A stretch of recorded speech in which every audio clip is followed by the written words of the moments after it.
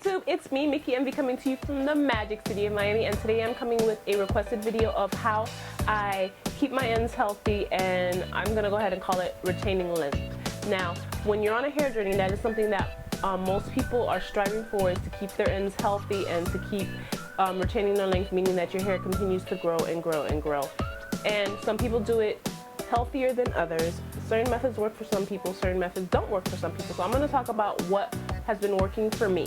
Now, what I do want to start off with is one of the ways that does not work, in my opinion, is when you're just allowing your hair to grow and grow and grow, and you never trim it and you never do anything with it. And at the end of the day, if your ends are not healthy, you're going to see it. They're going to be white, they're going to be brown, they're going to be split. You're going to see a lot of that. And if you keep growing it out and not doing anything to it, it's going to break. Your ends are going to break. It's going to break in an uneven pattern. You may have hair that grows out like this, which is fine because that may be the way your hair grows. But after a while, you do need to go ahead and trim them and do it in a healthy way in order for you to be able to retain length. So what I'm going to talk about is what has been worked for me in the past, present, and future. One of the first things that I do is I typically do not have my hair on my clothes on a regular basis. Down from time to time, but on a regular daily basis, no, I don't have it down. I have it in protective styles, and I have it in buns, I have it clipped up, I have the ends protected, different things like that. And the reason why you need to keep your hair off your clothes is because it's rubbing against your clothes. Okay? Your hair is most clothes are made out of cotton or another fabric, and cotton dries out your hair. So if you have your hair rubbing against your clothes, what are you doing? You're drying out your hair at the end of the day. It's going to absorb your natural oils, and you can't do anything about that because it's just happening throughout the day. Another reason why I keep my hair up is because most people sit in chairs all day at their jobs. And with my length, if I lean back, my hair is caught between my hair and my chair. I mean, my shirt, my clothes, and my chair. That's a damaging sandwich. You don't want your hair to be between your chair at work and your clothes, because at the end of the day, both of them are damaging. Some are fabric chairs, some are cotton chairs, some are leather chairs, but at the end of the day, you need to go ahead and make sure that you keep your hair up. Protective styles along with that. The protective styles keep your ends healthy. There's a difference between a low manipulation style and a protective style. Protective styles keep your ends tucked in some way, form, or fashion. Me, my protective styles, or I clip up and I have my ends pinned in, or I have my hair in a bun and I have my hair, my ends clipped in some way or form. With buns, you know your ends are automatically in. Some people utilize weaves. I don't use weaves. I don't use wigs. Not that I'm opposed to like a wig, you know, because I did want to try a wig one time, but that's just not something that I do on a regular basis. Some people do sew-ins to keep their hair protected. Some people put their hair in braids to keep them protected. Some people put them in wigs to keep them protected. There's all types of different styles, and different things work for different people. Me, clips work, buns work. Anything where my hair is tucked in and my ends are protected, that's what I'm going to do. Another thing that works for me is I keep my hair moisturized. I use a lot of coconut oil. Coconut oil?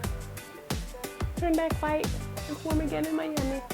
I use a lot of coconut oil, and it works really, really well. I use the one from the vitamin shop. It's not that expensive. It's like 10 bucks for 15 ounces. And I coat my hair with that sometimes daily. Most of the time, every other day or something like that. That works for me. Some people use other types of moisturizers. They've used, what's one of the ones that they use? Elastic QP Mango Butter. Some people like the S-Curl, some people like the Wave Nouveau, some people like different things that work for them. I don't like those particular ones. They don't work for me. Maybe Mango Butter, I was thinking about trying it, but I'm using that now, as well as the Perfective Mega Growth Lotion, which is sort of like a pink lotion, but it's not that bad. I actually like it. And I use that, and I'm using it with my coconut oil, and it works really, really well. Another thing that works is keeping your hair wrapped at night. So the same basic concept that I was talking about during the day, that you don't want it rubbing against your hair, you don't want it to rub against your pillowcase either, because most pillowcases are cotton as well, and cotton dries out your hair. So you wrap it with a silk scarf, or some people wrap it with a bonnet. I do a combination of the two, and to tell you the truth, I usually keep this on my hair like throughout the day. All day, every day when I'm at home. I have it wrapped up most of the time, and I have it covered in a silk scarf. That's just what I do. Is it the most attractive thing? No. But I do it. And that works really, really well at retaining my length. Another thing that I do is that you need to have a proper regimen. And I'm gonna go into a regimen video for something a little deeper in detail as far as a regimen video is concerned, but basically making sure that you are washing and conditioning your hair with products that work for you. Not every product on the market is for everybody. When you're doing a regimen or creating a regimen, it's going to be trial and error. Not everything is going to work. Hopefully you'll get what you need when you first started and you try it and it's like, oh, these work great for me, which is fine. Or you may develop product junkiism and just want to keep trying different things, which is fine because that's what I do. But you got to find products that work, find staples that work, and at the end of the day, if you have products that work really well with your hair is going to be healthier, it's going to grow out longer, and your ends are going to stay stronger. Another thing that I do is I don't use heat. I use it rarely. Like with my last relaxer, I did use it, but I rarely use it. I don't blow dry regularly. I do not flat iron regularly because heat is damaging to your hair. If you are relaxed, you're already putting chemicals in your hair. So on top of that, if you're putting chemicals, then you're using heat. It's just like, to me, it's a overload for your hair, and some hair can tolerate it better than others. You'll know if you're already in your hair regimen, you know what's working for you and what's not working for you. For me, I could probably use heat more often, but I just don't. I'm just not a heat person. Every now and then, rarely that I use it, but it works. For some people, it's not gonna work for me.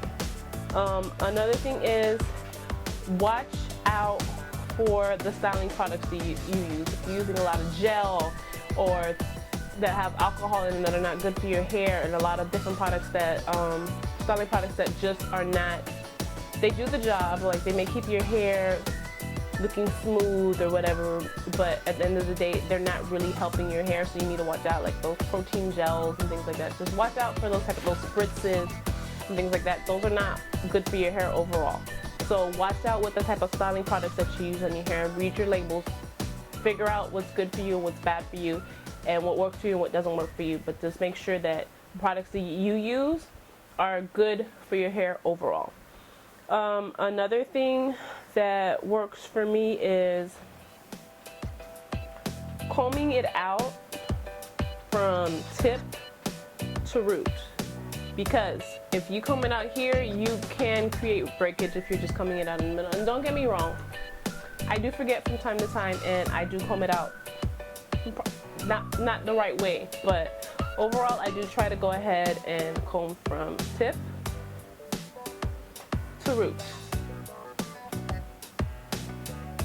And with that, you will see less breakage overall, because you're making sure that it's tangle free from the bottom, and it'll go up, and it'll be tangle free from the bottom to the top. Those are all the suggestions that I think that you guys should try as far as what works for me, as far as making sure my hair is growing and retaining length, and making sure that my ends are properly managed. Okay, so thanks for watching. Like, comment, subscribe. Bye. Hey you, it's me, Mickey Envy. Now that you've seen and heard about how I retain length and keep my ends healthy, go ahead and read about it on my website at www.mickyenvy.com. Oh, and don't forget to subscribe. Bye!